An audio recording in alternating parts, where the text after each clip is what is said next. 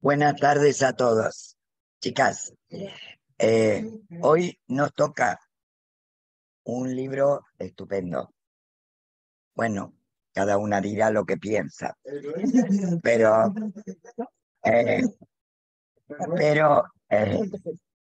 somos unas cuantas y vamos a empezar ya. La presentación la va a hacer hoy Cristina y queremos saber de Natalia Ginsburg. Paso el ordenador. Perdón, pero primero yo les he enviado una lista, tanto por email como por WhatsApp, con los libros que vamos a leer en julio, en agosto y en septiembre. Así que si podemos hacer mejor primero hacemos primero la votación. Tú no has participado en otras votaciones nuestras.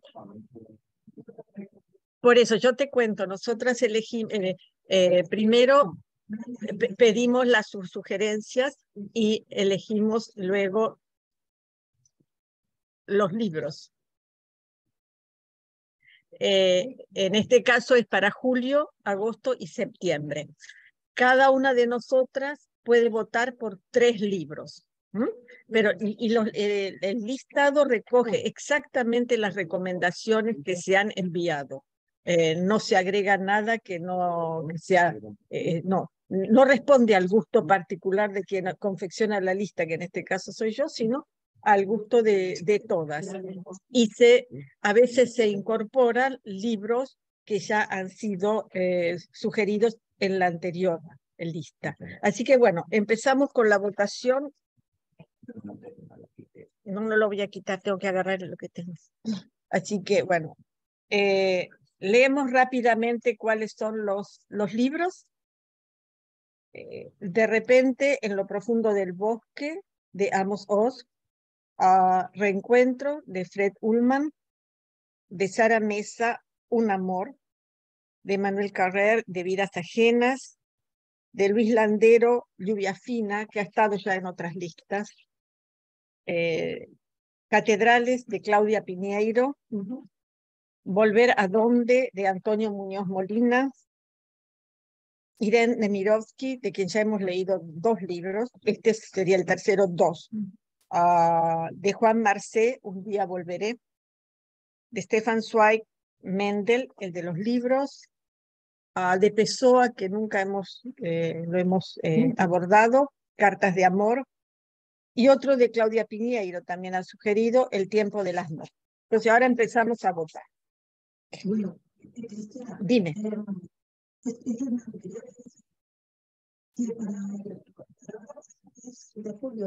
Sí.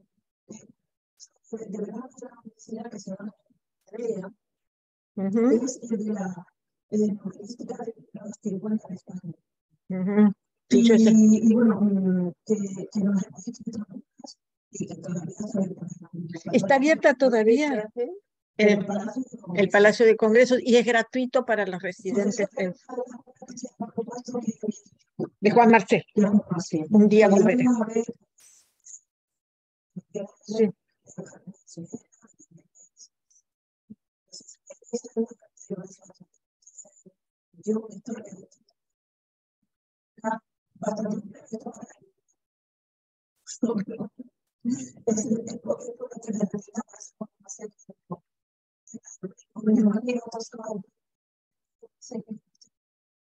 Pero de Juan Marcé pero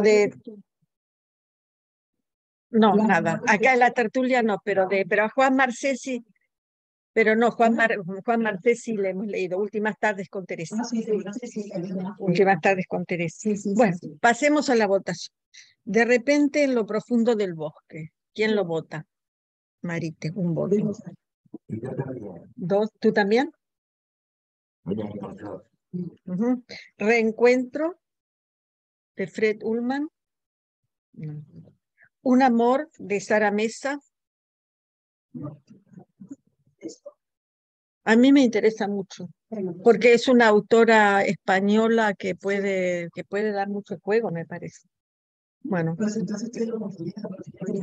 4, 5. 1, 2, 3, 4, 5. De Manuel Carrer, de Vidas Ajenas. ¿Algún voto? No. De Luis Landero, Lluvia Fina. Eso finalmente, sí. 1, 2, 3, 4, 5, 6. 6.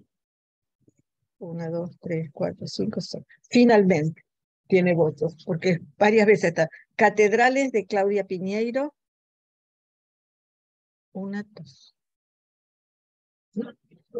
Volver a dónde, de Antonio Muñoz Molina. Este libro es maravilloso. Es fantástico. 3. De Irene Nemirovsky, 2. Ya votaste. Un día volveré, de Juan Marcé. De Stefan Mendel, de los libros. A ver, 1, 2, 3, 4, 5, 6. Ay, que yo no voté el de Lluvia, no, agrego mi voto a Lluvia Fina. No, no, no. Cartas de amor de Pessoa. 1, 2, 3. 1, 2, 3. Y el tiempo de las moscas de Piñeiro. Bueno. El tiempo de las moscas también. Bueno, entonces, a ver. Primero de la lista, Lluvia Fina. Tiene 272 páginas y lo leemos en julio. Un amor de Sara Mesa, 5 votos. Y Mendel, el de los libros, 6 votos. ¿Cuál quieren leer en agosto y cuál quieren leer en septiembre? Sí. Entonces, sí, entonces mejor, entonces va a ser 6, 192, 272. Mejor, entonces, Lluvia Fina en agosto. Un amor de 192 en julio. En julio, ¿les parece? Y en septiembre, Mendel, el de los libros, ¿les parece?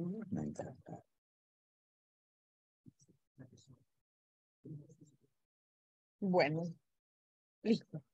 La parte, bueno, las fechas sí también las tengo, para que tomen nota, aunque después yo les mando el email, pero en julio va a ser el 17 de julio y en agosto el 28 de agosto. El 17. En agosto el 28 y en septiembre el tercer lunes, que no me acuerdo qué día es. Tercer lunes. ¿Mm? Yo después les mando un recordatorio. Entonces el 28. No, agosto el 28, porque el 21 es del Cineforum. Y en septiembre, ¿qué día es el de septiembre? El tercer lunes.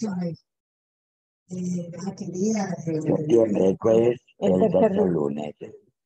19. Sara Mesa.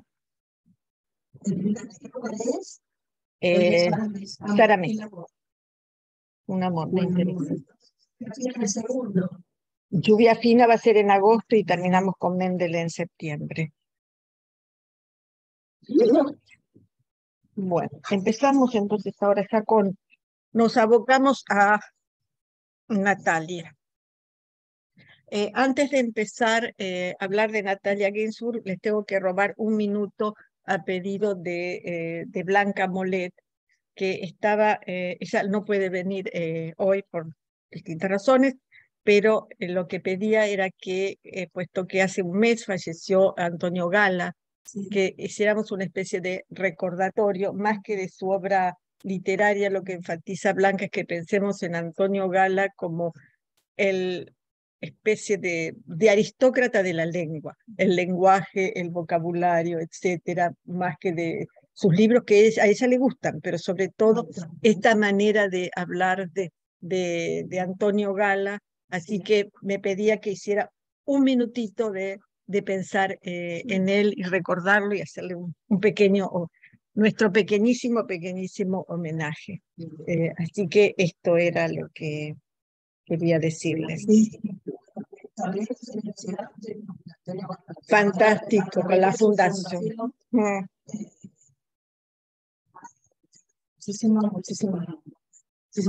Muchos escritores, muchos poetas. Ahora mismo está la fundación de Antonio Gala, Begoña Rueda. Begoña Rueda es una magnífica poeta que ganó, creo que es el Adonais, y lo ganó siendo una lavandera del hospital de Algeciras. Esa poeta es. Y claro, hacía unos poemas maravillosos. Esa mujer hablaba de su cotidiano ahí, ¿no? Y en la lavandería, se llama de hecho el poemario Servicio de Lavandería. Y la fundación la ha becado este año y está allí en la fundación Antonio Gala. Sí, sí, porque era ella es maravillosa, pero no había nacido en una familia de intelectuales ni de escritores, no tenía conexión, no tenía redes. Y entonces ella, pues, una vez la entrevistó con Montes y decía que ella cómo iba a llegar a ningún sitio si no, que no tenía esos redes, no tenía contactos. Y fíjate que Por cierto, que Begoña Rueda le dio el otro día, no la chica ciega que le ha dado ahora a la reina el libro, sino una chica anterior que por la calle le dio el poemario y era ella, era Begoña. Y ya está en la fundación. Así que nada. Entonces, sí, hay muchísimos. El otro día escuché una entrevista a una escritora también que había sido becada por la fundación. Sí, sí, realmente. Sí.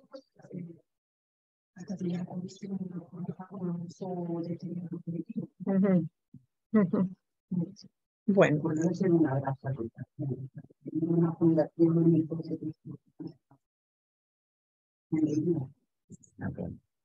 Antonio Gala, de Antonio Gala. Porque rotatoria. Me llamaban la rotatoria. Yo, por el roto.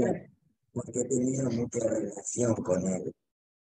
Porque me invité a un congreso y me decían imposible, no va a ningún lado. Y hablé con él y vino. Y entonces, ¿qué decía? Me decía, ¿qué dice mi amiga la rotatoria? Pero fue muy bonito todo el discurso de él para el Congreso. Fue muy bonito el planteo de vida que hizo. O sea, él hablaba de su propia vida, ¿no? Y de lo que significaba renacer constantemente a partir de cada cosa que a uno le pasaba. Y me pareció precioso. Lo de rotatoria no solo venía hablaba, precioso.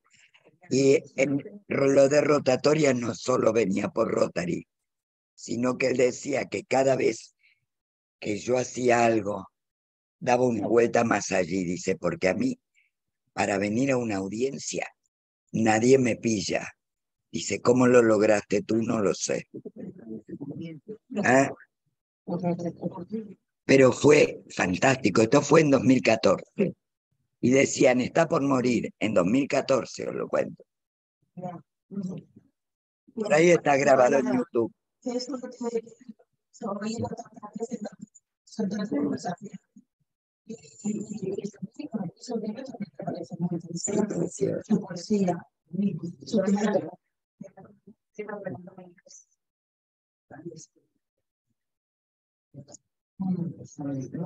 ¿Y escucharlo hablar?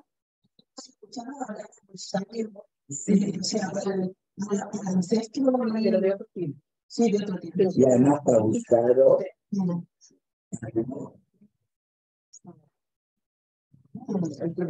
Sí, sí, que también ha muerto este año. Fantástico, el perro Galindo. No recuerdo. Estamos seguramente en YouTube. Sí, está todo, está en YouTube, si lo hicieron. Empezamos con, empecemos. empezamos con Natalia Ginsburg entonces ahora. De Andalucía nos vamos a Italia. Bueno, presentar a Natalia Ginsburg puede llevar mucho tiempo o tratar de hacerlo un poco más resumido porque a veces la obra vale más que lo que podamos decir presentándola.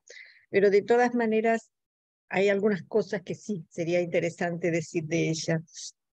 Oriana Fallaci, la famosa periodista y escritora italiana, la describió a Ginsburg como ni guapa ni elegante, con rebeca y falda de color azul ceniza, con ese aire un pelín apagado de tía soltera, y sin edad definida y un cuerpo compacto. Desde luego parece una mujer sana, hecha para llevar cargas y dolores con entereza. Sorprende su voz, como de fan fatal. Es como si fuera la voz de otra. Y te atrapa, te fascina. María Stergilio, que era una escritora y periodista uruguaya, muy famosa por sus entrevistas excelentes, la entrevistó en Roma justamente en el año 90 para la revista Marcha, una revista muy mítica de Uruguay. Y ya la vio a Natalia Ginsburg como una mujer en los 70, canosa, que apenas sonríe, en la cual se la encuentra melancolía, desinterés, debajo del cual, sin embargo, se presentía calidez y cansancio. Giglio tituló su entrevista Melancolía Final. O sea, esto nos da como una idea, yo creo que es de la personalidad compleja, con muchos matices y muchas capas de Natalia Ginsburg. En su momento fue aplaudida, aunque se la consideraba un poco una escritora menor porque hablaba de temas de la familia, etcétera, pero que sin embargo hoy es muy reivindicada, es muy admirada por escritoras como Vivian Gornick, que la considera su modelo, y también por las jóvenes, como por ejemplo acá en España Elena Medel, que nosotros pudimos, Elena Medel, perdón, que prologó algunos de los libros de Ginsburg. Una pena que no la invitamos para hoy, Elena Medel, realmente, porque conoce muchísimo la obra de Elena Medel, realmente. O también la irlandesa Sally Rooney, que escribió el prólogo de esta versión que nosotros tenemos. Bueno, Natalia Ginsburg nació, todos lo habrán leído en la web, en Wikipedia, todo esto.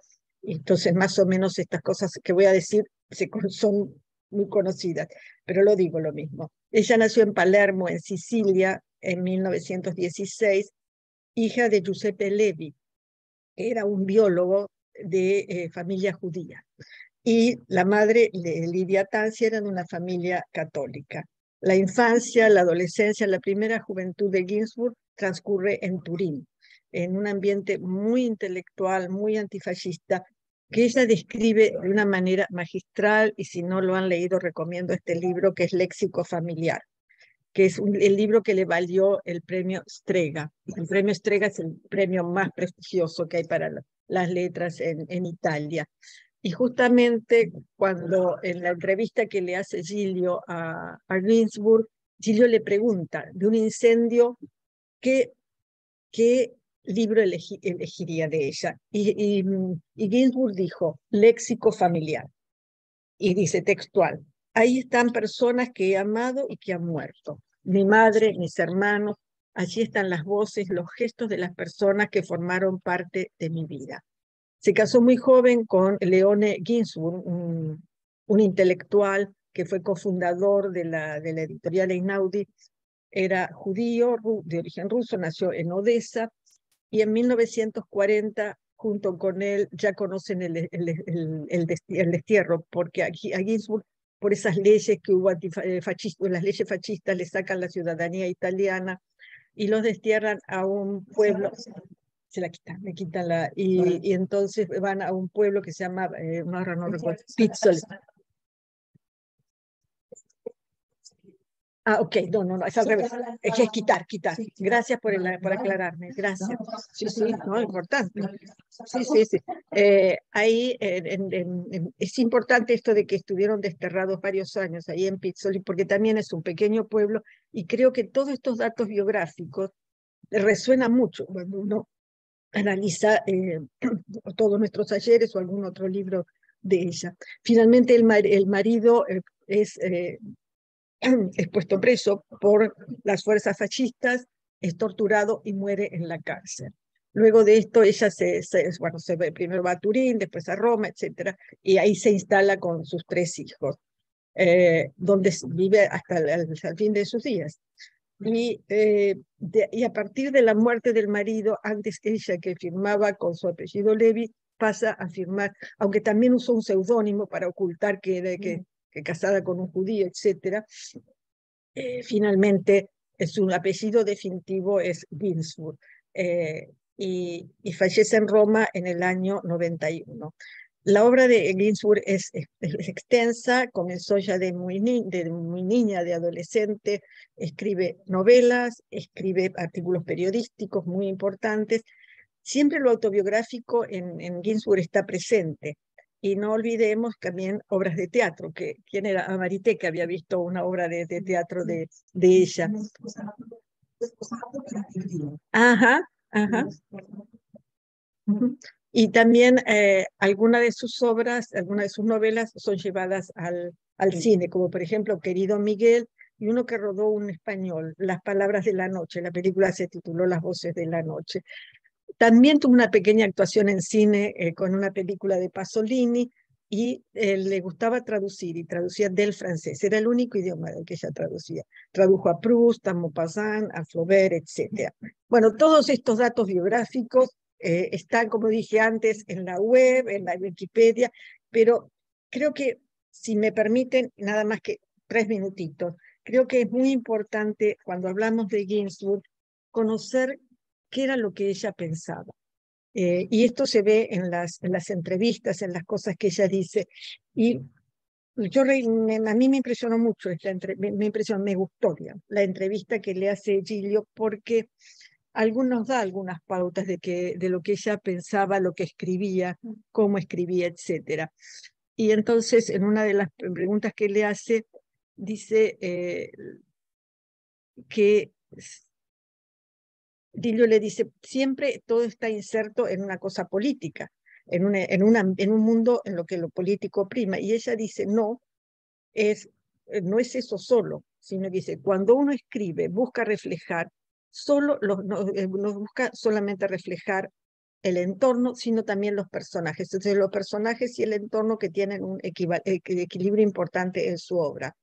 Y dice, pero dice que además esto de describir el entorno le ocurre a todos los autores, pero hay escritores, le dice Giglio, pero que también reflejan lo interno. Y acá es lo que más me interesó de ella. Dice, yo no hablo jamás de psicología, no comento psicológicamente mis personajes, no muestro los mecanismos internos que determinan sus conductas. Jamás describiría hechos de su infancia buscando explicar conductas de otros. Y esto es lo que más me gustó. Prefiero que se los vea vivir. Y creo que los personajes de Natalia Ginsburg tienen esto, ¿no? Sí. Y el entender el mundo para ella, porque además ella dice, esta era la línea de Cesare Pavese y de su gran admirado, que para Ginsburg es Chekhov, donde dice que lo que importa es que en Chekhov nada se explica, sino que se pone ahí, y que cada uno, bueno, saque sus conclusiones. Y dice que ella no pretende entender el mundo, porque le resulta muy difícil. Ella habla como de espejos rotos. Dice, escribo solo para comunicarme. Hay muchas cosas de lo que ella dice, pero no las voy a aburrir más. Dice, y el mundo se ha transformado en algo incomprensible. Esto está dicho, esto lo dijo en el año 90. Ya vimos la estupefacción de Sartre, Kafka, Camus frente al absurdo del mundo. No intento entenderlo, no, solamente describirlo. Y la responsabilidad del escritor es escribir lo mejor posible. Y luego, antes de terminar, el tema del feminismo, porque Natalia Ginsburg escribe desde el punto de vista femenino, pero ella, hay un artículo que está en un capítulo de un libro que es Vida Imaginaria, en la cual ella dice que no amo el feminismo, comparto todo lo que piden los movimientos femeninos, comparto todas o casi todas sus reivindicaciones prácticas. ¿Por qué dice esto? Porque ella dice que hace una gran distinción entre las mujeres privilegiadas y las que están ahí abajo. Y esas son las mujeres que dice que hay por las que hay que luchar. Y critica un poco estas señoras que están ahí arriba, que tienen esa vida acomodada, etc. Para nada. No, perdón. Ana, lo que dije era, y que por eso cité la entrevista y textual, porque no es lo que yo digo, es lo que Natalia Ginsburg dice, porque ella dice que lo que importa es la clase más que la condición femenina. Esto es diferente de lo que dice Simone de Beauvoir, por ejemplo, ¿no es cierto? Entonces, la diferencia entre clase y la condición. Esto es lo que ella dice. Esto es un... ¿Qué te parece? Esto tiene mucha amiga, pero por eso... Sí. Por eso me parece que hay que traerlo también.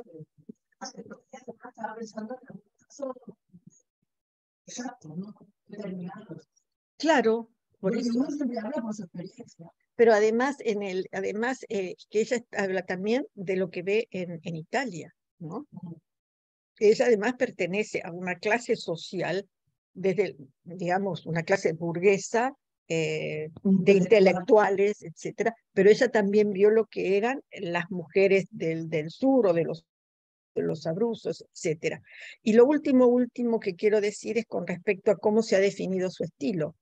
Y alguien ha dicho que es la autora de la naturalidad deslumbrante. La escritura de, esto no es palabras mías, pero lo dice Íñigo Domínguez en un artículo en el diario El País. Su escritura es humilde y lúcida, transparente y precisa, maestra en la elección de las palabras. Y por ultimísimo, es que los componentes autobiográficos son importantes. Desde la no ficción, ella también trae todo lo que es autobiográfico. Y bueno, esto ha sido ya breve. No sé, Ana, ¿quién quiere hablar ahora? Menina, Marité, pásale.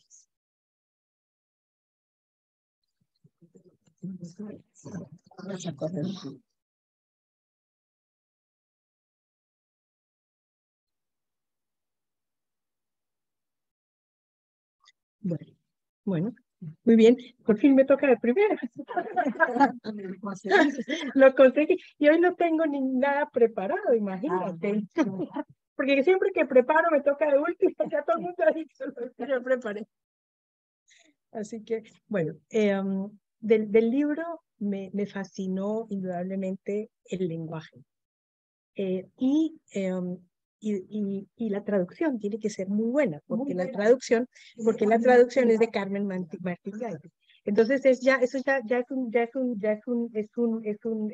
un aval de que la traducción es preciosa, y me pareció un idioma lindísimo, lindísimo.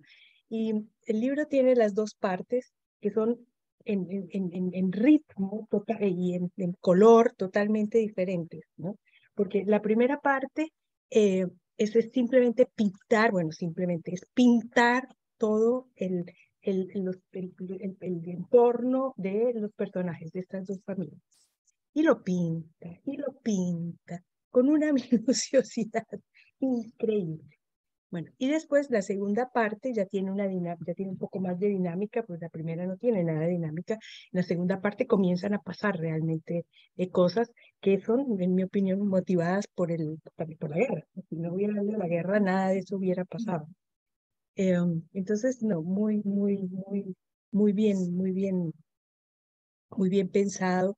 Bueno, los temas, indudablemente, son temas que bueno, afortunadamente nosotros no tuvimos que vivirlos, nosotros no sabemos lo que es la discriminación, la persecución de los judíos, nosotros no sabemos lo que es la guerra. Bueno, entonces, indudablemente, ella está hablando de algo que vivió y del activismo político. Ella vivió cómo mataron a su marido, ¿no? Entonces son cosas importantísimas, ¿no? Bueno, pero yo tengo que hacer una confesión que seguramente que me van a sacar de la sala por eso. Y es, el libro no me apasionó. ¿No? No tiene, para mí, no tiene entre líneas, ¿no?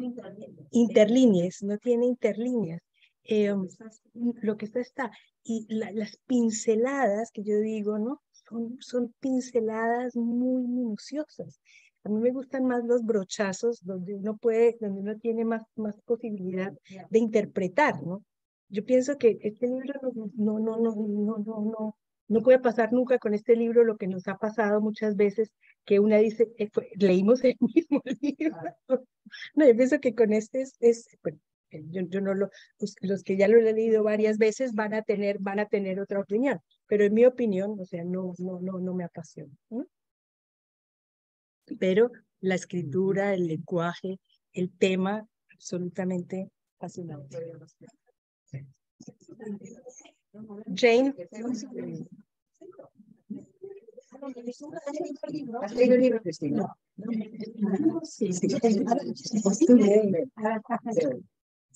Vamos a correr. No, por favor, amor.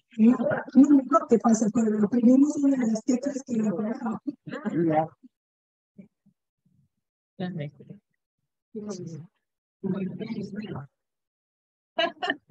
Dale.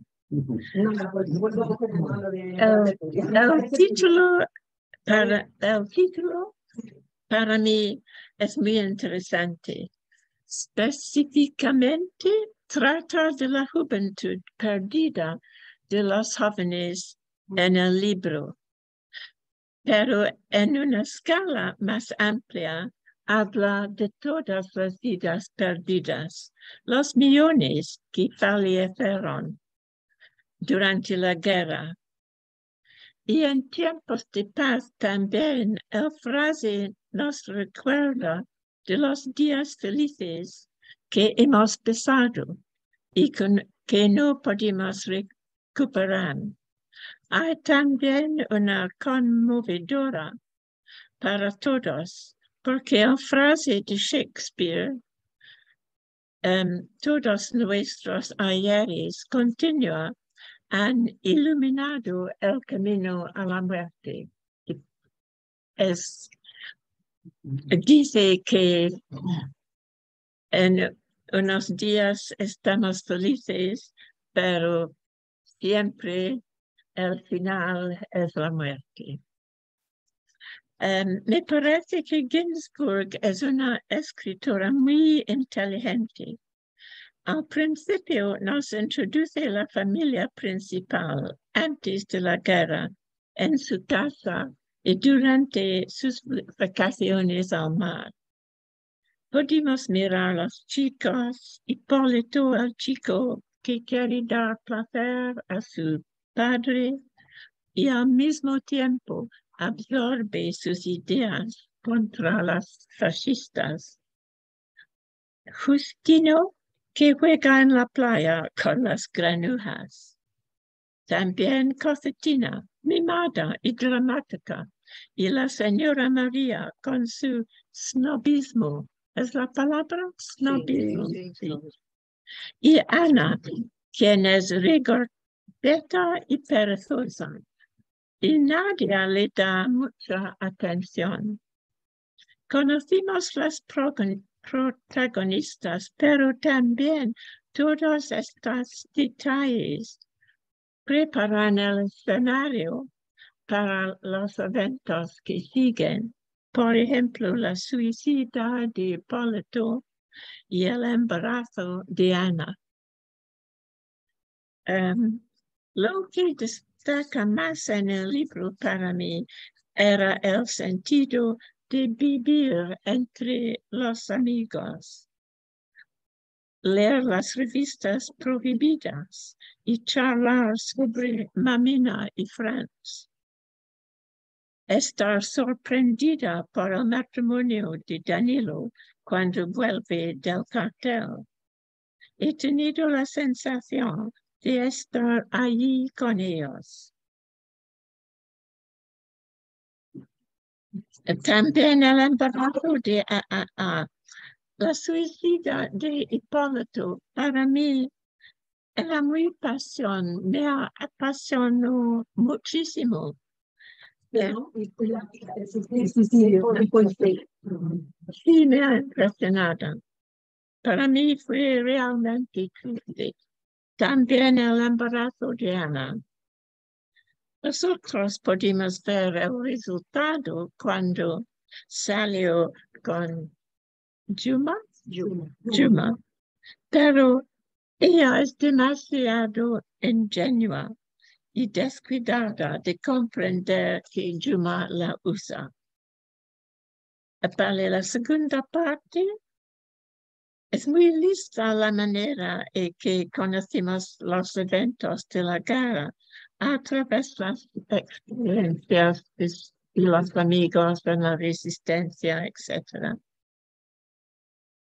Yo no he sabido que la gente italiana sufre tanto de falta de comida. Tampoco que los alemanes, los soldados, fueron tan crueles a los italianos después del armisticio. No quiero decir demasiado, pero el carácter de Censurina para mí era muy interesante. Fuerte, inconformista, amable, amigo de los campesinos. Censurina.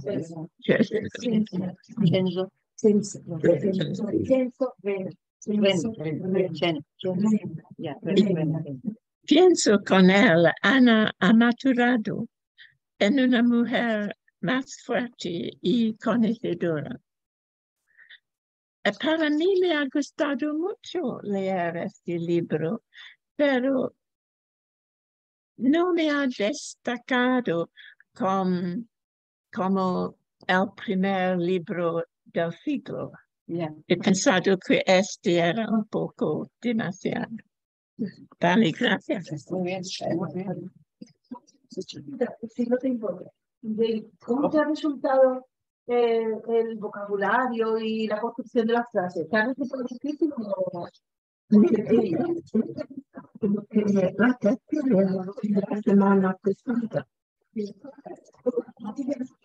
Sigue hablando tú. Comprendo, sí. He pensado que la tertulia fue la semana pasada, por eso, después de he leído una media del libro, tuve que leerlo en inglés. Sí, porque he pensado que no he tenido tiempo, pero no era demasiado difícil, pero largo, por eso. Vale.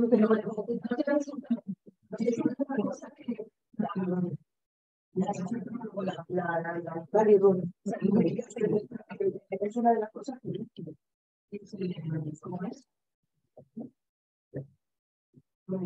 precisamente de la sencillez del... Sí. Pero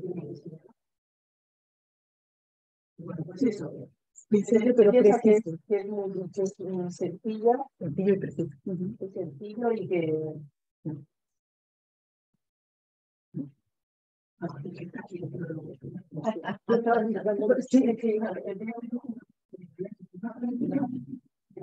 Dice, una cosa interesante y sencilla.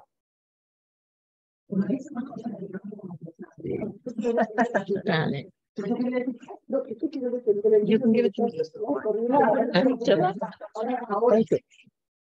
Venga, te toca, Cristina. Ah, te toca. Ay, perdona, perdona. No, yo era por proximidad, para no empezar a... Vale. Ya me había decidido, ya me había decidido. Bueno, me ha pasado un poco lo que a ti, que esperaba más. Entonces, además me ha pasado que lo he leído como a bocados. O sea, cuando tenía un ratito y cuando coges y dejas un libro, coges y dejas un libro, hay muchas veces que pierdes el hilo, ¿no? Pero al principio dije que no me gustaba, porque me decía mi marido que andas a vueltas con ese libro, lo llevas a todos los sitios. Y digo yo, es que no me está gustando demasiado. Pero luego ya de pronto me enfrasqué, ahí te dije, me enfrasqué y encontré cosas que realmente me gustaron en el libro. Y lo que habéis comentado, que la primera parte del libro es como la preparación de un escenario, de una obra, con todos los detalles, con todos los personajes, con un estudio de los personajes, y además ves crecer a los personajes, pero ves crecer a los personajes como individuos, pero en edad, y se supone que en sabiduría eso ya sería para juzgar cada uno. Pero sí ves lo que es pasar de la juventud a otra época, de una época feliz a una época que incluso tienes una guerra, ¿no? Entonces es realmente una prueba de fuego. Y el trato entre ellos, o sea, cómo maduran, cómo es el trato entre los chicos y las chicas, la preocupación por la estética. A mí, por ejemplo, me hizo mucha gracia cuando Ana decía que, claro, la habían vestido con una cortina, ¿no? Y siempre tenía que ir de cortina. Y claro, y luego cuando va a comprar un vestido hecho, pues resulta que le dice a su marido, parece una cortina. Y parece que estoy destinada a hacer siempre una cortina. Y esos detalles a mí, por ejemplo, me han hecho gracia, que en medio de todo lo que estaba pasando, que tuviese ella esos detalles que restaban un poco de amargura o de, no sé, sí, de amargura, digamos, a lo que es el relato. Luego hay una cosa que a mí me impresionó mucho cuando habla de los distintos sujetos, cuando habla de el suicidio de Hipólito. Y es que lo tengo que leer porque ha sido una cosa que a mí me ha quedado muy grabada. Emilio dijo entonces que Hipólito había sido un ser libre, había escogido por sí mismo el día de su muerte. Pero Censo Rena dijo que un hombre no tenía derecho a elegir por sí mismo el día de su muerte. Y además Hipólito no había elegido nada. Se había dejado enmarañar por sus propios pensamientos. Ya había muerto antes de sentarse en el parque aquella mañana. Eso me parece. Emilio preguntó entonces si era libre un ser que no pensaba. Y Censo Rena le dijo que no preguntara tonterías. Era libre quien aceptaba vivir lo que le echaran. Y a mí eso me ha parecido tremendo. Y digo, esto sí que quiero saber, a ver qué pensáis las demás. O sea, tenemos derecho, olvidándonos de lo que es la moral, la religión. ¿Uno tiene derecho a acabar con su propia vida? ¿Uno o no? ¿O tiene... ¿Eh? Sí, pero bueno, yo lo lanzo como idea. Lo lanzo como idea porque me parece de una profundidad increíble. Porque vamos, ¿Qué es la libertad? ¿qué es la libertad? ¿No? ¿Qué es la libertad? Es que en un párrafo de 3 líneas nos lanza ahí una duda increíble. Claro, claro, claro. Vale.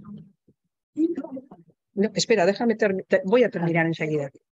Luego, lo que comentábamos del lenguaje sencillo pero preciso, cuando Censo está hablando y dice, y de pronto mis ideas se iban mezclando, pero no se iban mezclando en desorden, sino que se iban trenzando, como cuando uno está haciendo una trenza. Así se iban ordenando mis pensamientos. Y pensé, bueno, qué figura literaria más preciosa y qué manera tan bonita de expresarlo, ¿no?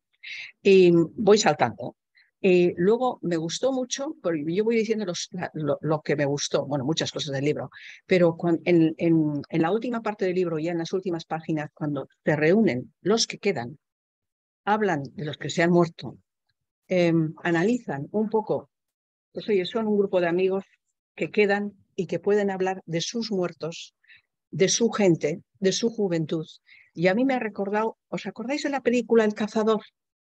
El cazador. ¿Cómo termina la película? Cuando vuelven todos de la guerra de Vietnam, entierran a un amigo, se han muerto no sé cuántos, torturas, gente desquiciada, gente pues sin un miembro.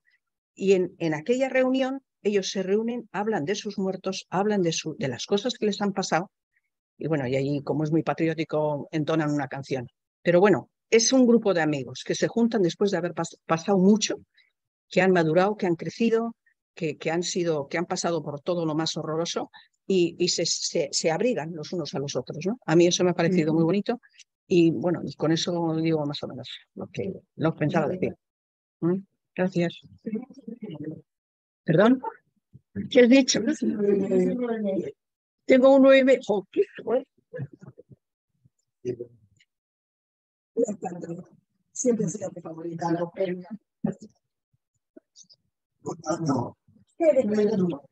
Bueno, yo no, porque no lo leo. No. ¿Y tú, Ángeles?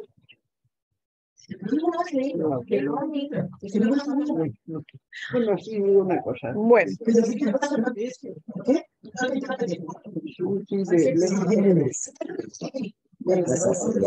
a ver, ¿no quieres o no? Habla tú, luego. Bueno,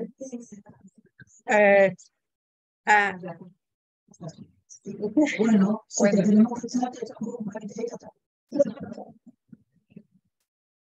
a diferencia de algunas señoras aquí, a mí el libro me parece estupendo, realmente me parece. una señora que no tiene criterio.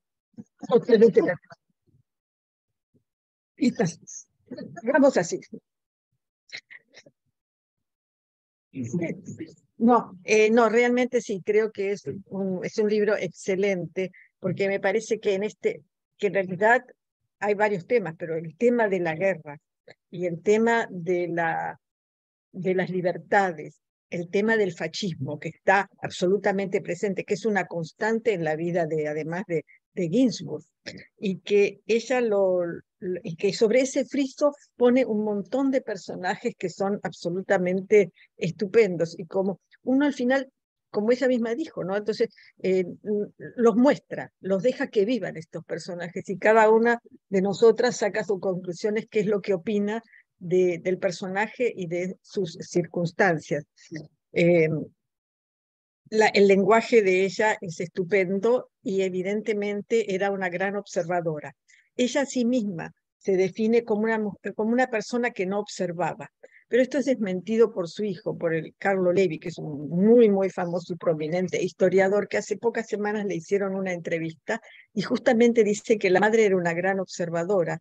Y yo creo que en este libro está cómo observa a las personas, los detalles, el entorno, las ciudades, la ropa, el traje, que los vestidos como cortinas, cualquier cosa que me parece que la descripción que hace es estupenda. Y hay momentos que son muy desgarradores, así como Garbiñe hablaba del suicidio.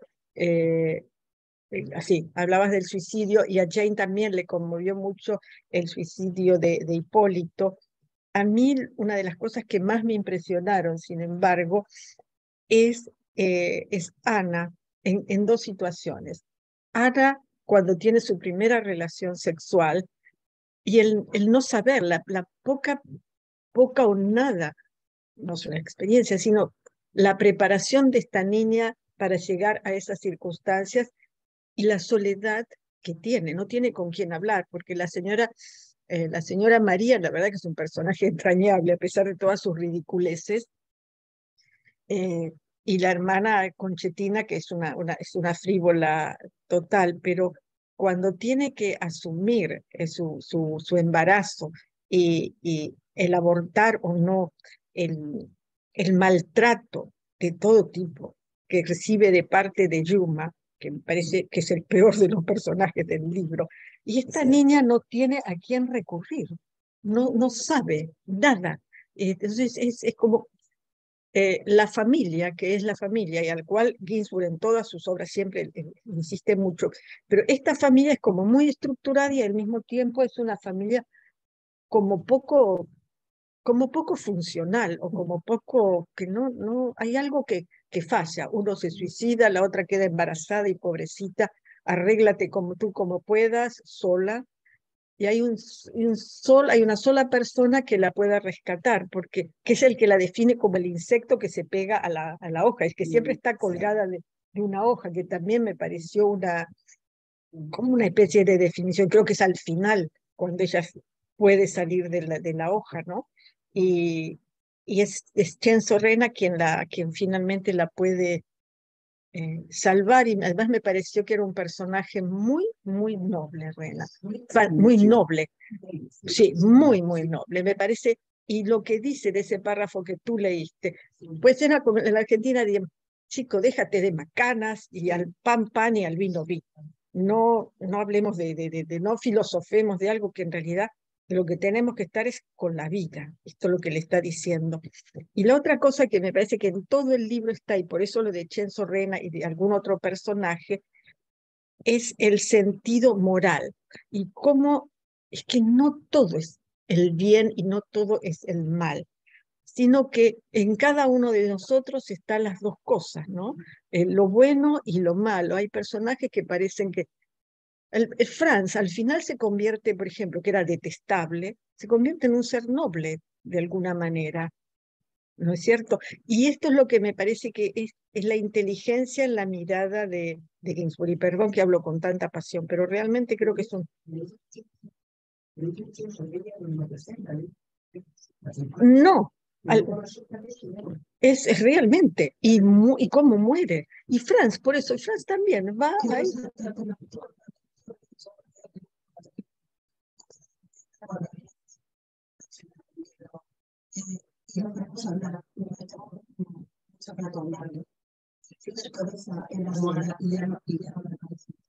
Sí, sí, sí. Y además el amor, la manera de amarla, ella, que es su manera particular, porque él es un personaje estrambótico también, ¿no?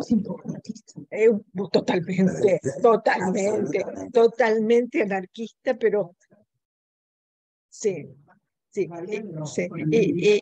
Y lo último que quería decir es cómo ella, si uno lee un poco mejor la biografía y todo, y compara con Léxico Familiar y con otras cosas de ella, ya en este libro, porque el Léxico Familiar es posterior, 10 años después lo escribió, cómo va incorporando cosas de su familia, porque Emanuele, que es el que está en el diario clandestino en Roma, el marido de Natalia Ginsburg también estaba en un diario antifascista clandestino en Roma. Y así hay muchos detalles. Y el lenguaje y la beta cómica. Alguien mencionó algo de la cosa. Y tiene una beta cómica o termina los párrafos diciendo, usted está en una cosa muy seria y de golpe sale con algo que es muy... Bueno, sí, sí, porque eso me parece que es estupendo. Y bueno, y no hablo más porque si yo pues sigo hablando...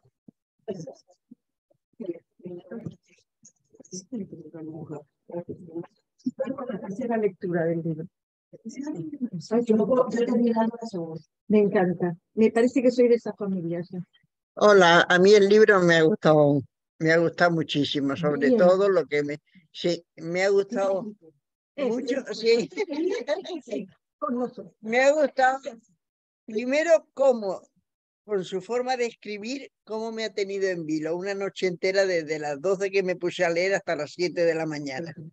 De una belleza increíble cómo está descrito todo, personajes, temas, cómo los trata,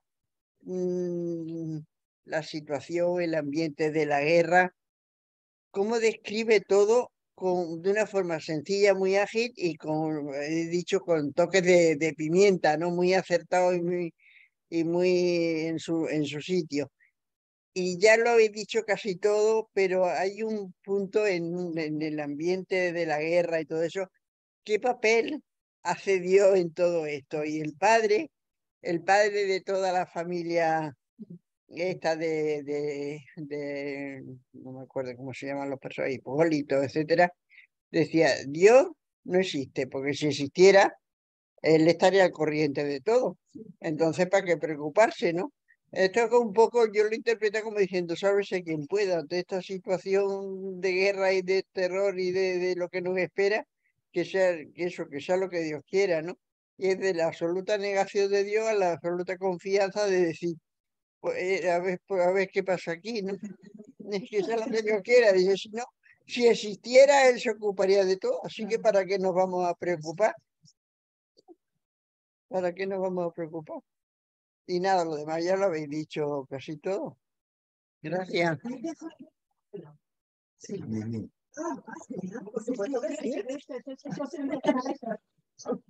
No, que no me importa, Gatito, tú, que no me tú importa después nada. se Espera, trata espera. de cosas diferentes. Espera, espera. Que te voy a quitar esto porque se te vea bien esa carita que tú tienes.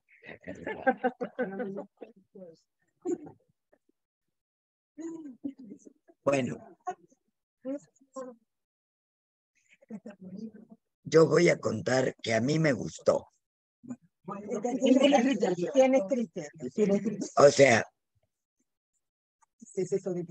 Porque si no, no, sigo. Mi criterio es el siguiente. La idea mía es que en realidad era como leer, como dice Marité, una pintura. Y a través de la pintura iban apareciendo los personajes. Y cada personaje traía algo diferente. Es cierto que hay dos partes, pero os habéis dado cuenta, por ejemplo, los hombres están muy dibujados, son casi perfectos, y las mujeres bastante desvaídas. Solo dos mujeres están muy dibujados, que son la señora María y la Masquiona. Esas dos tienen todo. El resto debe tener que ver con algo que tú leíste recién cuando hablabas de ella, que decía que para hablar de feminismo hay que hablar de feminismo en las clases bajas, porque son las que están más dibujadas. Y la envidia de la señora María respecto de la abuela, y el deseo de ser como la abuela, y la Masquiona que maneja toda la situación familiar. No es que están desvaídas, no es que están no pintadas. O sea, todas son actrices dentro de la novela. Pero bueno, ¿qué es Conchetina? Nada. ¿Qué es Mamina? Nada. Es, a mi criterio, es Ana, una pobre mujer, sin apoyos. Pero Conchetina también es una pobre mujer sin apoyos. En cambio, Hipólito, todos los personajes masculinos actúan dentro de esto, se mueven mucho más y traen mucho más conocimiento, mucho más acción. Kenzo Rena me parece un personaje increíble, absolutamente increíble, que además es el que trae el discurso político. O sea, no es Danilo el del discurso político. ¿Por qué digo político? Porque Kenzo Rena sabe cómo adaptarse a cada uno de los cambios históricos que se van produciendo. Él puede ser amigo del turco, y ahí viene el tema de la amistad, cómo se toma la amistad, pero puede ser amigo de Franz y puede ser amigo del, ¿cómo se llamaba? El policía o el sargento, y tener una actitud empática con todo el mundo y un saber muy peculiar de cómo estar en la mitad de la guerra. Me impacta y ahí sí se une con el suicidio de Hipólito, cómo es cuando se presenta para decir, yo maté al alemán. ¿Por qué me impacta? Porque también es un suicidio, porque él no lo mató. Sí, pero él también determina su punto, porque Franz dijo, lo digo yo, y Kenzo Rena fue el que fue de armas tomar y salir adelante.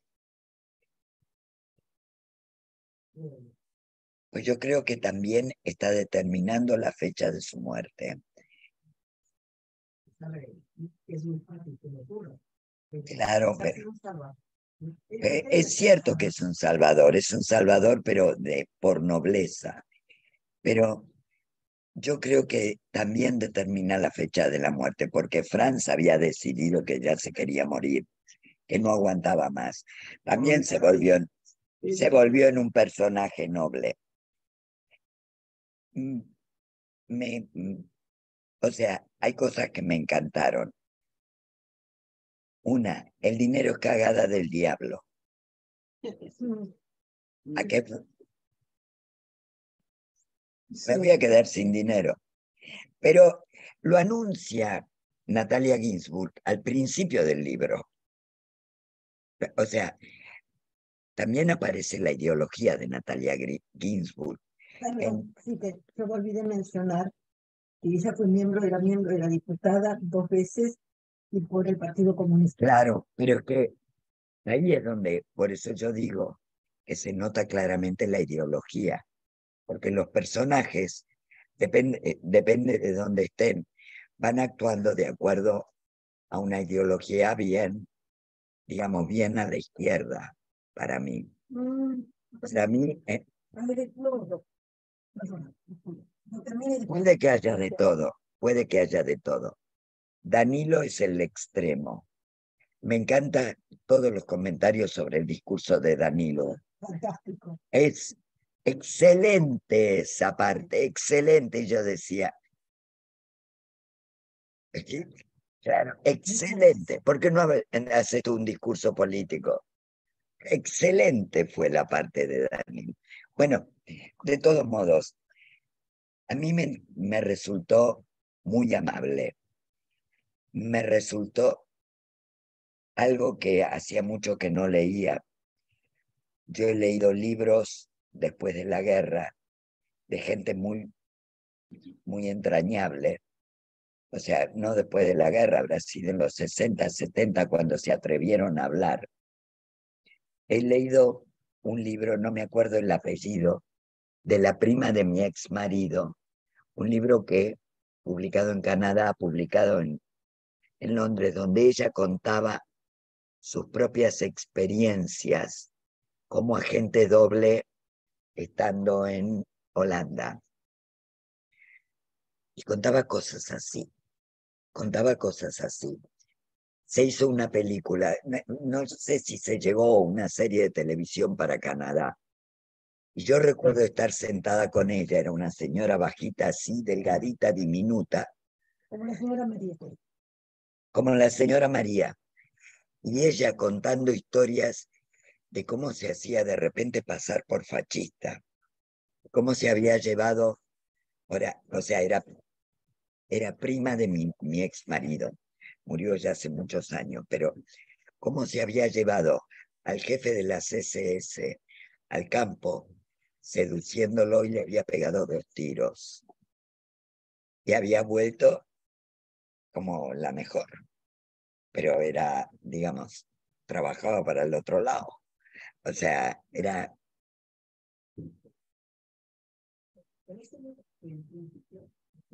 Una lectura en ese momento lo decían porque el camarero lo sabía medio engañado porque no le llamaban ni alemán, era el camarero. El camarero. No, La masquiona. El follón.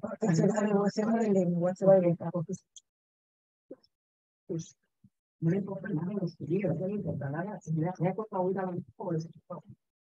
Pero hace mensaje en la mal de los alemanes. Pero eso lo ves en las películas italianas. Se ha visto en un montón de películas italianas. Pero cómo habían ido destruyendo en Italia pese al armisticio, cómo habían ido destruyendo los pueblos y las ciudades, es que quedaron desbandados. Eso me sorprendió porque yo no había sido consciente de que los alemanes después del armisticio se quedaron con Italia. Pero contaba por ¿A que sí? Sí. y contaba la tía esta, la tía de mi ex marido, tía era, no prima, la tía contaba que en Francia iban retrocediendo, porque ella entró a París digamos, en el 44, y se iban retrocediendo y matando gente. Por ejemplo, en una granja que producía dulces, mataron a los propietarios, retrocediendo.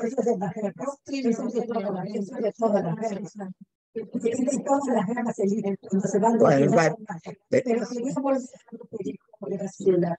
Yo me siento un poquito, Graciela, como tú dices de la extrema izquierda.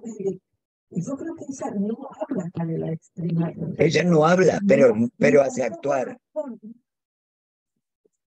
Lo que dice, a mí me parece que ella justamente, en esa cosa que habla, salvo bueno, la palabra, pero siempre hay algo de lo bueno y de lo malo de cada persona. Y este es el concepto de la moral que ella tiene. A mí me parece como la duda muchísimo de que no aborte. Sí, Sí. eso se nota muchísimo. No sé, yo veo en ella una persona de ciertos valores Muchos valores. Por eso, es más, cuando ella dice que la actividad legislativa no le importaba, no le interesaba demasiado, pero sí se defensa de ciertas causas como la protección de los ancianos, claro, la legalización del aborto, bueno, estas cosas sí, pero no era una extremista ni mucho menos. No, pero yo no quise decir extrema izquierda. Danilo es Al ser comunista, comunista. Sí, es un poco más a la izquierda. Exacto, eso quise decir. En el caso de Danilo, tampoco es una especie, me parece cómo se va acomodando a las circunstancias. Claro. Bueno, puede hablar, ¿vale? Señora. Con criterio, ¿eh? Con criterio. Bueno, a mí me ha gustado muchísimo la novela, la he leído, me faltan 15 páginas para leérmela por segunda vez.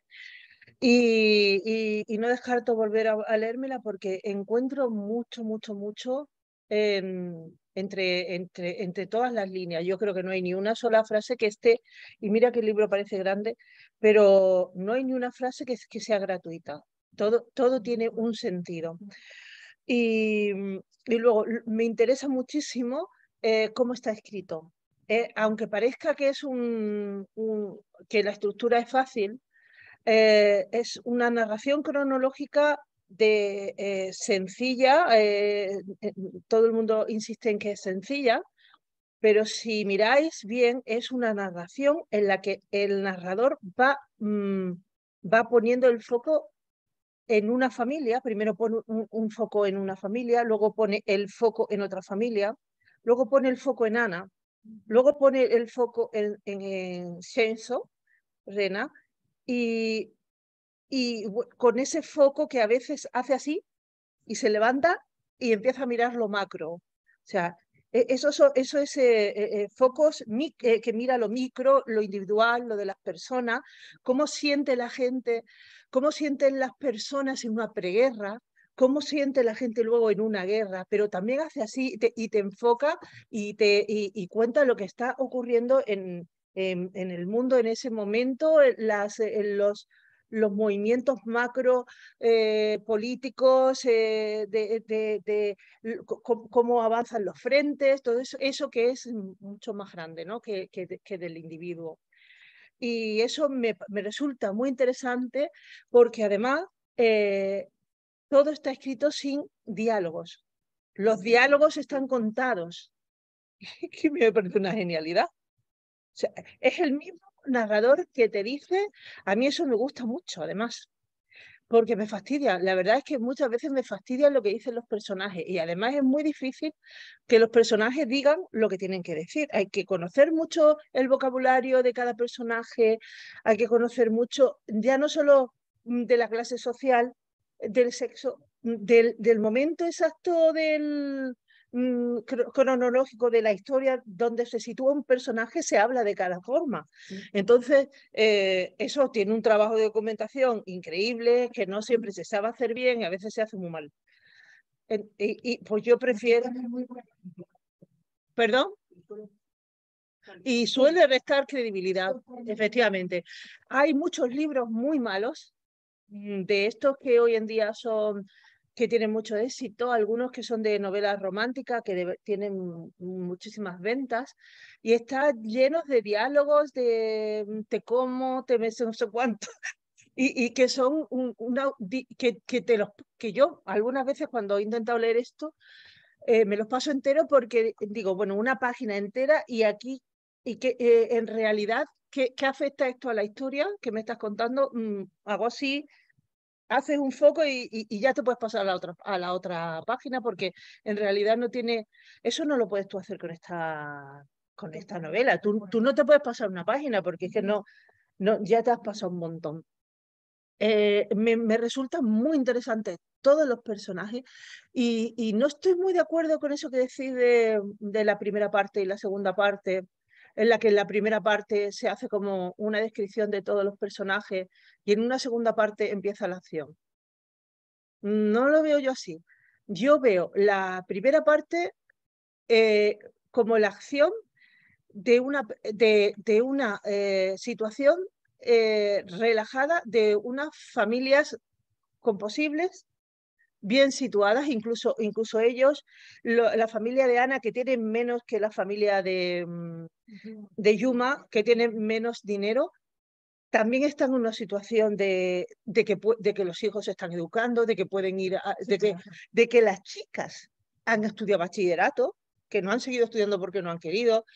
Entonces es una situación de gente con una situación económica y una situación incluso intelectual, porque los padres pues leían y los padres, el padre de Ana, con esas memorias que hacía y que luego las quemaba, ¿no? Es que ya te digo, no tiene desperdicio ni un párrafo. Pero es un segundo.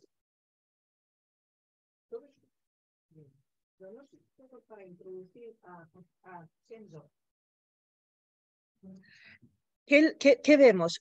Yo lo que veo en estos personajes que son unos personajes frívolos. Están en una preguerra y yo creo que no se creen que va a venir una guerra y que no tienen ni idea de lo que es una guerra.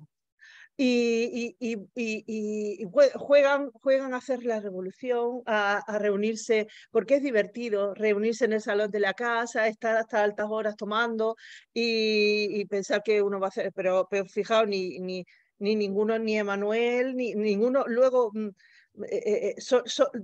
creo que es uno de los hijos claro, que es Cójonova, se suicida, que es el único que no dejaban estar en las reuniones. O sea, son todos muy frívolos. No, Yuma es un personaje que no se ama ni él mismo, porque de hecho, a ver, no se quiere ni él mismo. Daos cuenta de que Yuma, desde que es pequeñito, se inventa su propia vida. No se gusta a sí mismo, entonces se inventa que tiene relaciones con gente especial, amigos imaginarios y cosas. Pero que lo lee, pero no lo entiende. Pero porque queda bien, ¿no? Ah, sí, luego Kierkegaard. Claro,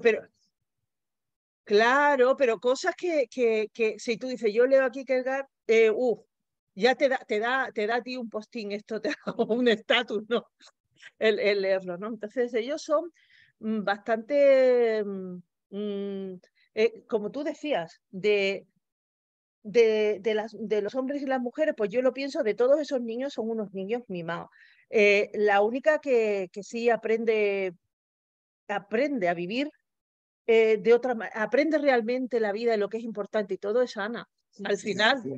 Al final Ana se... Claro, por su relación con él.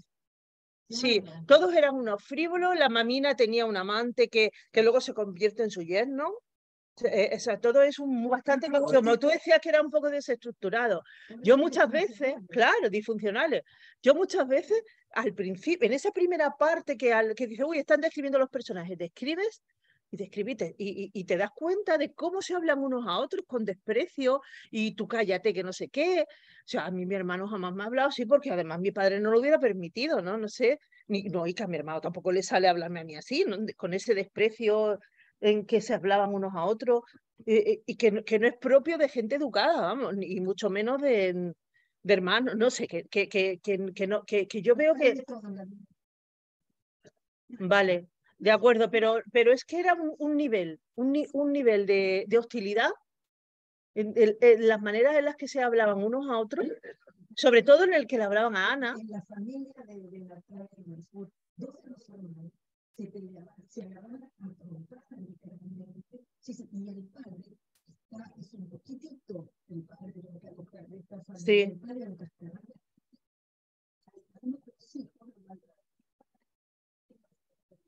A Hipólito. Sí, sí, sí. Sí, bueno, sí, sí, sí. Pero eran unos niñatos.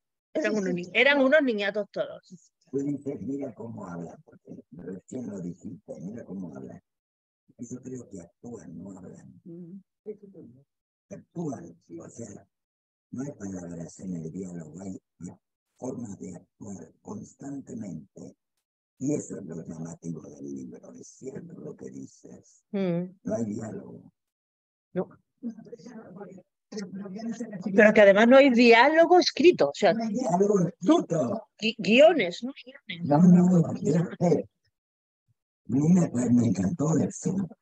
Me encantó. Es que, ¿sabéis lo importante que es esto para alguien que escriba? ¿Sabéis que esto da permiso a una persona a escribir sin diálogos? Sin diálogos a la antigua usanza, con el guión. O sea, esto te permite... Por eso es tan importante leer mucho, ¿no? Porque de repente te encuentras que, mira, qué maravilla, y alguien que no usa las técnicas, las herramientas que se supone que por narices uno tiene que usar en una novela, ¿no? Pues no. Me busco un recurso y ya está. Y además no es ni nada complicado. Y es que yo estoy segura, mucha gente lee este libro y ni siquiera se da cuenta de eso. Es cierto. Sí. Bueno, a ver, voy a ver qué tengo yo aquí.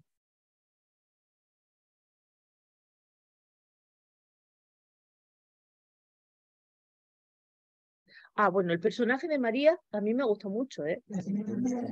A mí la señora María, además, la fuerza de una mujer pequeñita. ¿Cuántas mujeres pequeñitas? No porque aquí tengamos algunas que miden un poco menos que yo, no por eso.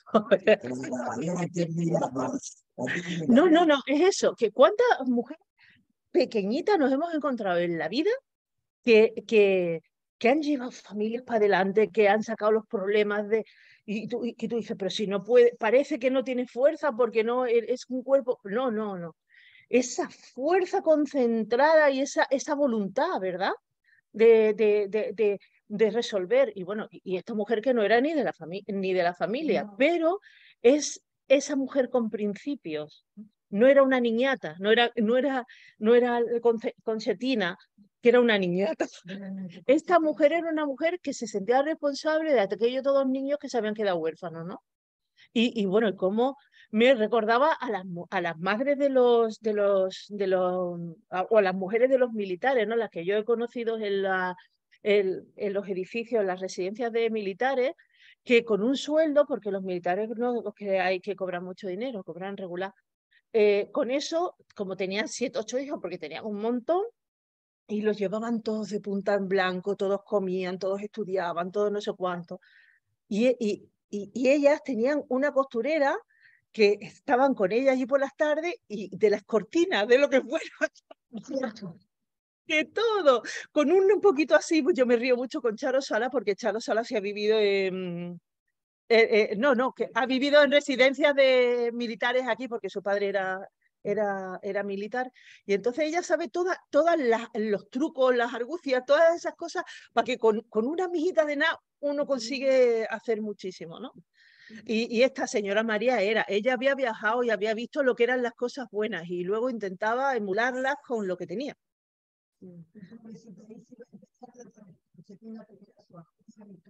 Fíjate, ¿eh? Sí, cómo iba. Fascinante, fascinante cómo prepara el ajuar. Me encanta. Y como la otra, al final, lo desagradecida que es, no es consciente del esfuerzo que había hecho la señora y, bueno, por nada y menos, por una manzana, después de que era más que una madre para ellos, ¿no? Porque si comparamos a la señora María con Mamina, eso era mucho más madre, la señora María que ella, ¿no? Sí. Y luego otra señora, la Maschiona. Maschiona. ¿Qué significa Maschiona? Eso significará algo, ¿no? ¿Maschio es varón? Hombre. Maschio es hombre. Masculino. ¿Y Maschiona qué es, hombruna? Bueno, pues esa señora igualmente resolvía todo en casa de Shenzo Rena. Resolvía todo y era más o menos ese estilo, menos refinada, porque hacía cosas... Hombre, daos cuenta, estaba además en el campo con el cochino y se llevaba los desperdicios y criaba el cochino de él y el cochino de ella. Maschiona quiere decir gran chico. Ah, ¿lo ves? Entonces quiere decir, ostras, pues ese detalle, por no haberlo mirado, pues es muy importante, ¿eh? Como si fuera machorra, como si fuera gay o yo qué sé, ¿no? Perdón. No, tía Rona es una mujer grande. Esto tiene otra cosa. Esto es hombruna.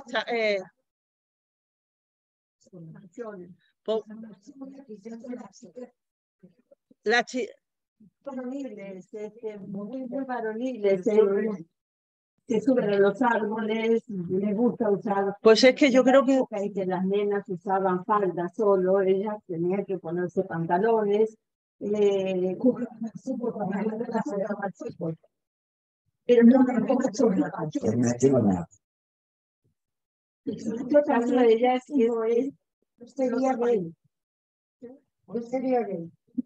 No, la Maschiona no. Escucha, si te sube al árbol con los chicos, es una Maschiona. Eso es. Ella es la misma marimacho. sí, sí.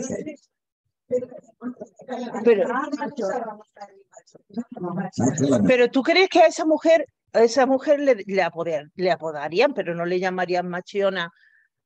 Así en la casa, Machiona. Sí, puede ser. Ya, pero es importante ese nombre, ¿eh? No, es que no lo había traducido, pero pensaba, esto tiene que ser importante. Y lo era. Bueno, una curiosidad. Las palabras importantes en el libro. Una de ellas es el cerdo.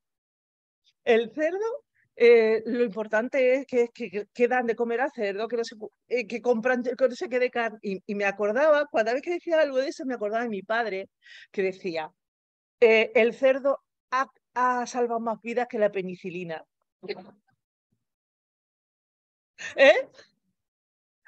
El cerdo ha salvado más gente que la penicilina. Y era importantísimo el cerdo. Y luego el último año que ya no tenían ni algarrobas para darle, que los tenían a los pobres cerdos toscanijos, pero bueno, pudieron tirar hasta el mes de septiembre con el poquito de cerdo que tiraban. Otra cosa súper importante en la novela es la radio. Y que, claro, tenerla... Antes y después de la radio. Sí. Claro, bueno, iban a la radio a escuchar las noticias. Sí, Claro. Cuando entran los alemanes le rompen la radio. También. Y cómo se reunían desde el principio es importantísimo la radio, porque ellos al principio se reunían en la casa de Ana, se reunían los hermanos con Danilo y el otro y Emanuel a escuchar la radio. Y luego Chen Sorrena con el campesino, con Giuseppe, también se reunían a escuchar la radio, la que no se podía escuchar. Y sí, ay, qué bueno, qué bueno. Qué bueno. Vivió, dice, estaba harto, pero eso era buenísimo. Esa parte, hay una parte ahí que es muy buena, que dice que él, fijaos, qué interesante, que no hay una frase que es que no sea interesantísima. Dice que él, cuando había ido a la finca de la familia de Ana, había sido cruel con Hipólito. Había sido muy cruel con Hipólito y le decía, no vas a llegar a nada, eso es una tontería, eso que estás haciendo tú no se hace así, o no sé, había sido cruel, ¿no? Y luego el otro se había suicidado y entonces él se había quedado muy mal y dijo, y entonces fue cuando él dijo, yo no quiero hacerle nunca más daño a nadie. A nadie. Entonces dice que estaba sentado allí escuchando al campesino, a Giuseppe, volviendo a decir, nació socialista, murió socialista. Dice, como que, mira, qué ganas de pegarte, que salga ya, que estoy harta de escuchar. Pero no se lo digo porque no quiero hacerle daño. No vaya que se muera. Y no le pueda pedir. ¿A quién? Al padre, porque él fue el que le criticó. Sí, justamente. No. Eso hizo que se enfadaran. Les dijo, esto no va a ninguna parte, ¿no? Le dijo.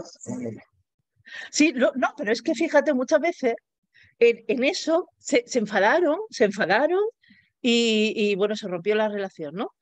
Pero muchas veces cuando te dicen algo que no te gusta, luego tú te das cuenta por ti mismo de que es verdad.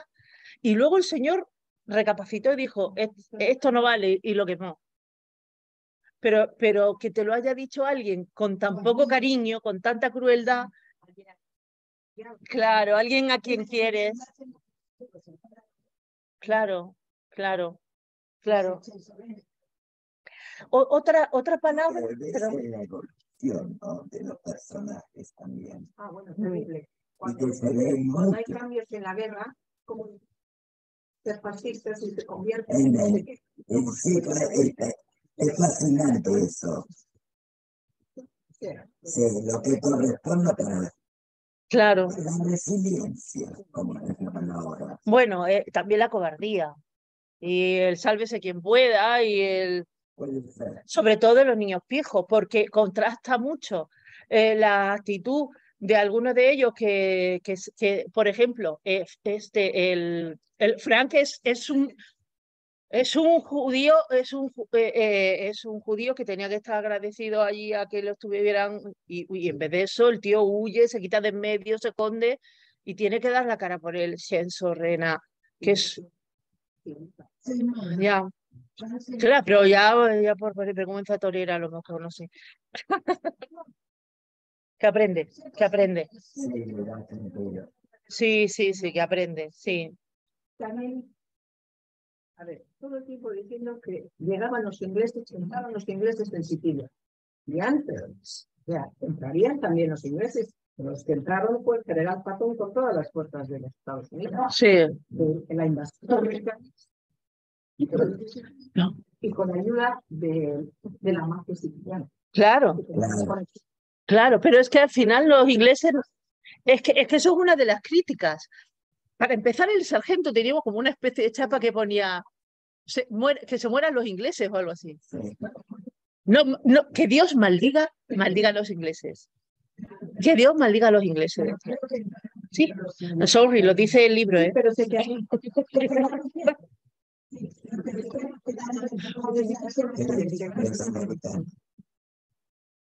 Claro, no, pero al final no llegan los ingleses. Al final se quedan esperando. Pero ya llegan con las tropas aliadas, con los primeros que llegan son los americanos, ¿no? Los ingleses,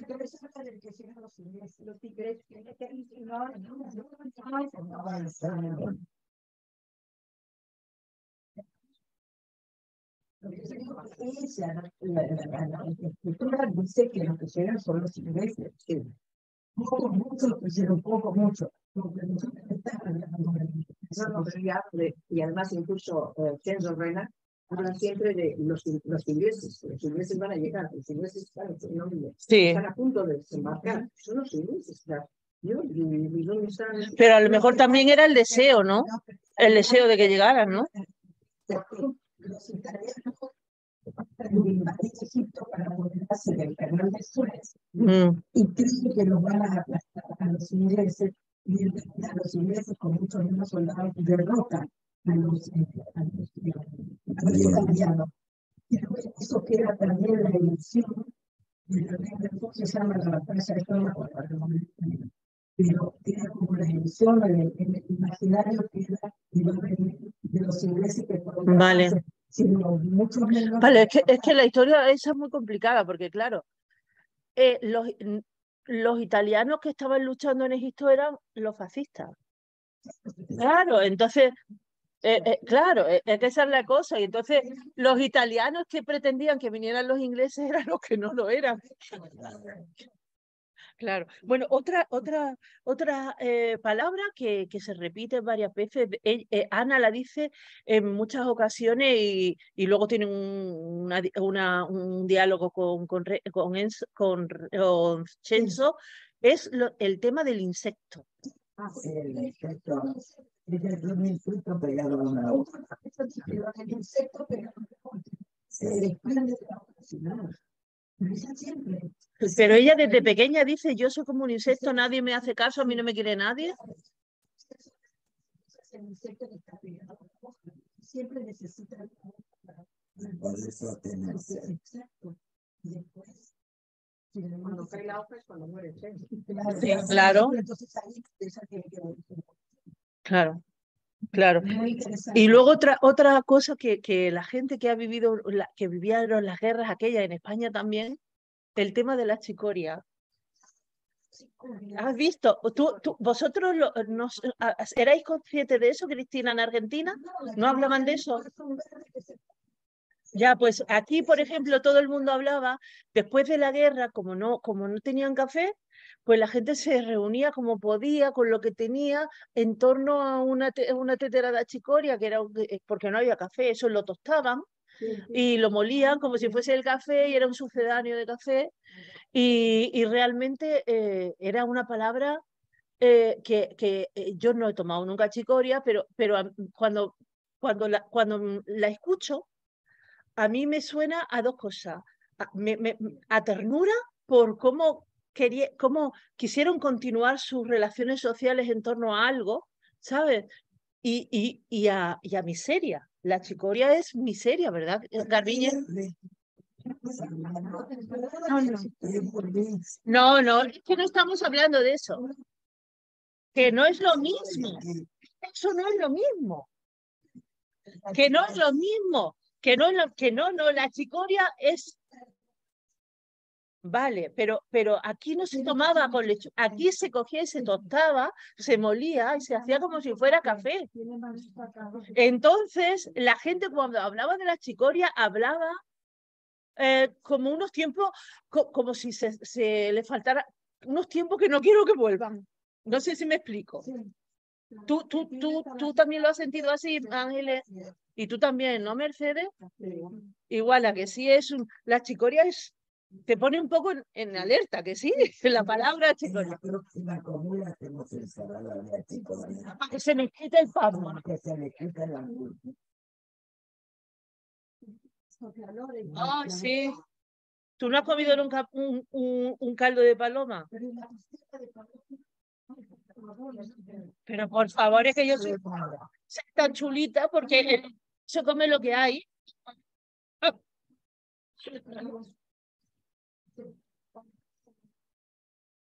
No, hombre, claro, están criadas en el campo y eso, historia no es. Aquí, la de aquí te las come y te entra una hepatitis. Pues seguro que más, pero yo creo que os estoy cansando ya. Así que ya está. Muy bien.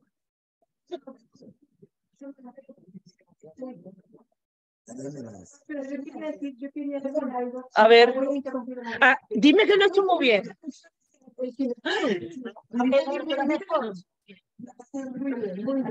A ver. ¿Cómo no? Estás grabando. Están grabando. No, pero antes de anunciar el Cineforum, con respecto al alemán, al camarero, ¿no? El Celso Rena le coge un cariño enorme, enorme. O sea, ahí muestra también esa forma de ser sin prejuicios ninguno del Celso Rena, ¿no? Porque inmediato, o sea, indudablemente un alemán, ¿no? Pero hablando con él dice, es con la única persona con la que puedo hablar. Y ya no quería más hablar con el Giuseppe, ya le caía mal el Giuseppe. Si tú quisieras ser amigo de alguno de los personajes De Celso Rena. Claro. Y la de la Marciona. Sí. Y la Marciona. Ana también.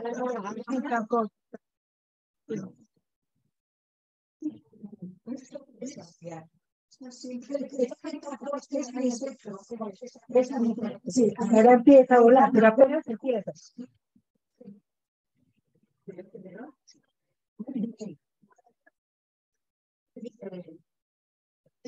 Espero una vez hecho la miliciano, y entonces encima de eso deja 8. Se queda limitado.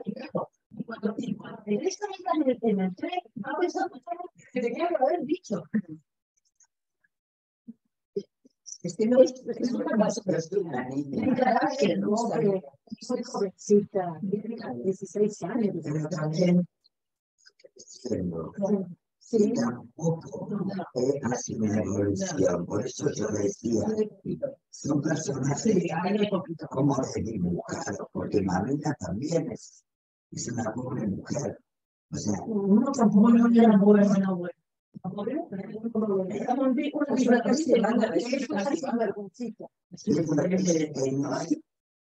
Es una tarada en Samaria.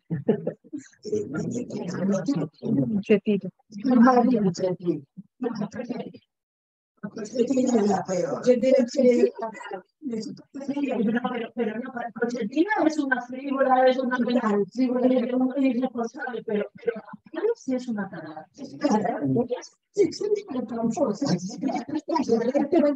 das cuenta que las únicas mujeres que realmente se salvan son las de clase social más baja?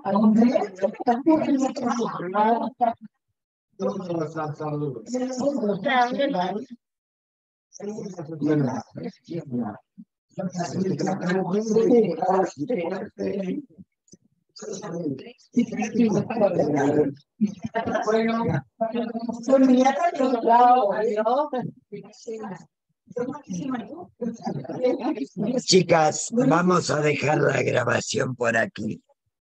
La termino. Del Cineforum. Pero bueno, la van a ver. Dilo por las dudas. Bueno, el Cineforum, entonces, esta vez vamos a comenzar con un ciclo de Meryl Streep, y la película va a ser El Diablo Viste de Prada. No, el Diablo, bueno, y va a ser en la casa de ¿El Eloísa. Diablo te viste la decretada? El Diablo Viste de Prada. Va a ser en la casa de Eloísa, y entonces va a ser, como siempre, en la casa de Eloísa, una especie de opening, ¿no? Y entonces pues, se pide que cada uno lleve lo que tiene cualquier cosa, gusti o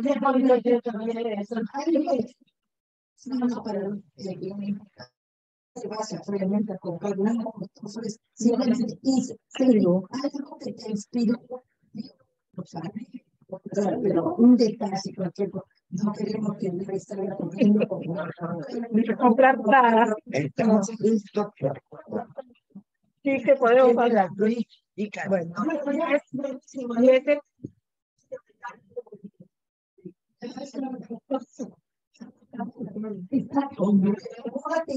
lo más que lo más. Cuando se fue una película que era la televisión, Y es el lunes 20, es el próximo lunes, de hoy en 8 días, 26. Lunes 26. Una película que se llama 7 días en el poder. De unos terroristas que secuestran un avión ¿De qué responsabilidad de la película? Lo sigue grabando porque dijiste cancelación grabando. Fíjate que no puedo. La mierda de la Fíjate que no. Escúchame, en Netflix. No veo nada yo. Sí, bueno, voy a buscar. Detener grabación. Gracias.